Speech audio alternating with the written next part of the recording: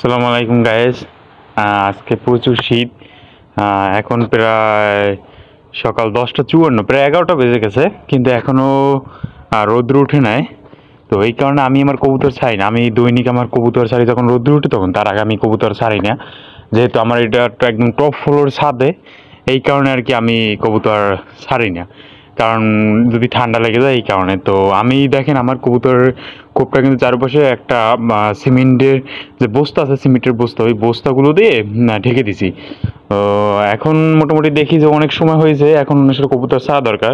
তো আজকে যেহেতু ঠান্ডা, এই কারণে আমি এইখানে গরম পানি দিয়ে নিছি হালকা, যাতে কবুতর খেতে পারে।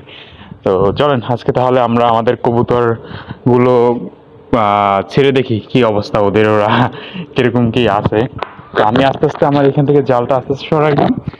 সরানোর পর আমি ঢুকে পড়লাম এবং জালটা আমি আবার লাগিয়ে দিলাম, যাতে কবুতর ছাড়ার পর কোনো যেন রিস্ক না থাকে এখান থেকে যাওয়ার।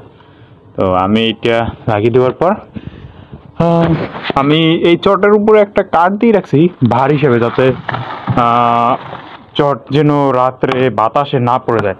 তো প্রথমে আমি কাঠ সরিয়ে নিলাম, যাতে চট সরাতে কোনো সমস্যা নেই। তো এবার আমি আমার চট সরিয়ে নিব। তো আস্তে আস্তে আমি চট সরিয়ে নিলাম। এখন আসলে দেখেন, আমি আমার কবুতরকে ডাল দিয়েছিলাম, কিন্তু ওরা ডাল খায় না। তারপর ডিমের খোসাও আমি দেই ওদেরকে খেতে। তো ওরা খায় ডিমের খোসা অনেক, সাথে গম দেই, ধান দেই, সব কিছুই। এই আর কি। তো চলেন আমরা কবুতর খুলি। কবুতর খুব খোলার পর আমরা এই যে আমার কবুতর, ও মাই গড, আমার কবুতর কিন্তু একটা ডিম দিছে। আপনারা দেখতে পাচ্ছেন কিনা দেখুন, অলরেডি কিন্তু একটা ডিম দিছে। আমি আনছি 1 মাসও হয়নি, বাট অলরেডি সে আমাকে একটা ডিম দিয়ে দিছে। কবুতর কিন্তু ডিম পারছে। নিচেও আর এক জোড়া কবুতর আছে, দেখেন আপনারা, এই যে নিচে ওইটা হইলো নর আর এটা হইলো মাদি। তো খাবার দেখি ওদেরকে, তাহলে খাবার দিতে হবে, যেহেতু ডিম পারছে। আসলে সত্যি কথা বলতে কি, একজন নতুন খামারি, একদম নতুন খামারি যখন তার কবুতর এরকম প্রোডাকশন দেয়, তখন তার একটা অনেক অন্যরকম আনন্দ থাকে, আপনাদের বলে বোঝানো যাবে না। সত্যি অনেক দারুণ একটা সময় দেখলাম সেদিন সকাল সকাল এসে, যখন কবুতরের ঘর খুললাম এবং দেখলাম কবুতর ডিম পেড়ে বসে আছে। এটা সত্যি একটা অন্যরকমের মানে ফিলিংস, অন্যরকম একটা অনুভূতি, বলে বোঝানো যায় না আর কি, এরকম একটা গান। তো দেখি, যেহেতু আজকে একটু ঠান্ডা ঠান্ডা, তো যাও উপরে যাও।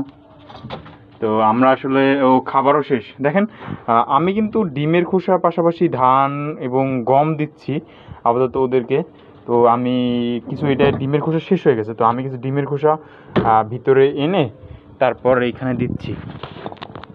গাইস, এই যে আমি আমার ডিমের খোসাগুলো নিয়ে আসছি। আমি বাজার থেকে ডিমের খোসাগুলো এনে খোসাগুলো ধুয়ে পরিষ্কার করে ভালোভাবে শুকিয়ে এবং গুঁড়ো করে নিছি। দেখেন অনেক সুন্দরভাবে কিন্তু ডিমের খোসাগুলো গুঁড়ো করে নিছি, একদম ঝুরঝুরা পর্যায়ে আছে, তাতে ওরা খুব সুন্দরভাবে খেতে পারে, ওদের কোনো যাতে কোনো সমস্যা না হয়। তো আমি কিছু ডিমের খোসা দিয়ে দেবো এটার ভিতর, ক্যালসিয়ামের জন্য ওদের কিছু ডিমের খোসা দিয়ে দিলাম। এবার এটা কি, ওদের পর আমি ভাবছিলাম মনে হয় সম্ভবত ওদের বিষটা, ওরা মাঝে মাঝে এটার ভিতরও মানে ওদের বিষটা পাওয়া যায়, যেহেতু এটা ভিতরেই থাকে, ওরা উঠে আর কি খায়, এটার ভিতরে উঠে তারপর খায়। এখন আমি ওদের আর কি ধান দেব। ধান দিলাম কিছু ওদেরকে, কিছু পরিমাণে, যাতে আজকে যেহেতু শীত, তো ওদেরকে আর বাইরে ছাড়বো না, ওরা ভিতরেই থাকুক। ধানের সাথে কিছু গমও দিব। এই যে দেখেন, আমি গম কিন্তু শুকিয়ে একটা পাত্রের ভিতরে রেখে দিচ্ছি এবং খুব যত্ন সহকারে এটা এটার যে পাত্রটা ঢেকে রাখছি মুখ দিয়ে, যাতে বাতাস চলাচল করতে না পারে এবং গমটা নষ্ট না হয়। তো আমি এবার কিছু গম এখানে দিয়ে দেবো মিক্সচারের মতো, যাতে ধান, গম এবং ডিমের খোসাগুলো সুন্দর একটা মিক্সচার হয়। এবং এটা ওদেরকে এখন আমি খাবার দেব। তো আমি এটা উপরের কবুতরটাকে দিলাম, এই যে। আর ও চলে গেছে ওইখানে ওর মাদিটার কাছে। মাদিটা একটা ডিম দিছে, ওই যে ডিমটা দেখা যায়, ওই যে ছোট্ট একটা ডিম। মাদিটাকে আমি কালকেই দেখছি, ও বাসায় গিয়ে বসে আছে উমানে। তা আমি ভাবছি হয়তো ও ডিম পারবে শীঘ্রই, কিন্তু আজকে যে সকাল সকাল এরকম একটা সারপ্রাইজ দেবে ও, আমি আসলে বুঝতে পারি না। যাই হোক, ওকে আর ডিস্টার্ব না করি, যেহেতু ও ডিম নিয়ে বসে আছে, ও থাকুক ওর মতো করে, আমরা ওকে বিরক্ত না করি। আর এবারে নিচের এই যে জোড়াটা, এটার সাথে আমি আনার সময় ডিম পেয়েছিলাম, কিন্তু দুর্ভাগ্যবশত আমি আনতে আনতে ডিম ভেঙে যায়। তো ডিম ভেঙে যাওয়ার কারণে এই যে মাদিটা খুব কষ্ট পায় এবং ও কিছুদিন ঠিক মতো খাওয়া দাওয়া করে না, পরে আবার আস্তে আস্তে খাওয়া দাওয়া শুরু করে।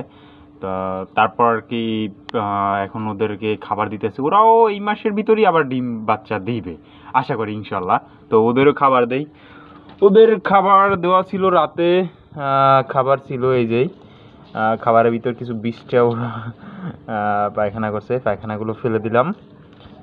এইখানে কিছু আছে, এগুলো ফেলে দেই। একটা লাঠি, তো আমি পরিষ্কার করে ফেললাম। এখানে আর বিষটা নাই ওদের।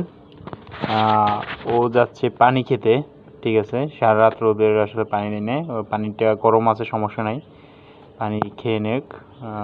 ওরা বের হয়ে গেছে এই ঠান্ডায়। তো যেহেতু বের হয়ে গেছে, ওদের কিছু না বলি, আমি এটায় কিছু ধান দিয়ে দেই, হালকা পাতলা কিছু ধান দিয়ে দিলাম, আরও কিছু কয়েকটা ধান দিয়ে দিই। উপরে যেই কবুতরটা আমার আসলে ডিম পেড়েছে যে জোড়া, ওরা খাবার খেতে আছে, ওদের নটটা ওই খাবার খেতে আছে, ওই যে খাবারের কাছে। ওদের ডিস্টার্ব না করি, ও খাবার ওই যে খাবার খাচ্ছে, হয়তো বা ওর পেটে খিদে লাগছে, এইখানেও খাবার খেতে আছে। এখন কিন্তু প্রায় 11টা। তো ওদের ওই জোড়াটা বাসায় থাকুক, আর এ বাইরে বের যদি হতে চায় ওই বাইরে থাকুক, সমস্যা নাই। তো ও সুন্দরভাবে কিন্তু মিক্সার খাবারটা খেতে আছে, আর ডিমের খোসা, ধান এবং গম। তো এই জোড়াটাকে, নিচের জোড়াটাকে আমরা খাবার দিচ্ছি প্রায়। এখন আমরা গম দিব ওদেরকে কিছু পরিমাণে মিক্সচার।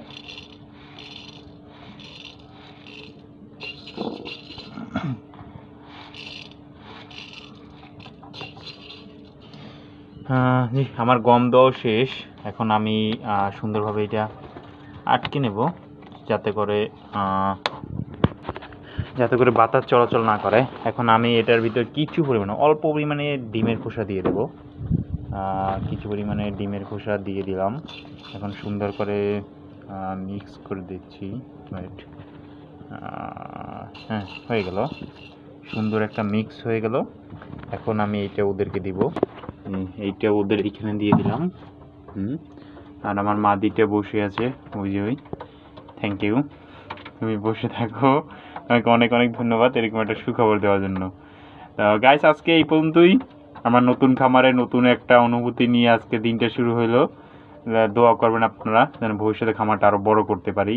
আমার অনেক স্বপ্ন আছে যে আমার খামারটা আরও বড় হবে। এখন তো 2 জোড়া আছে আপাতত, আমার 10-15 জোড়া কবুতর করার ইচ্ছে আছে, দেখি।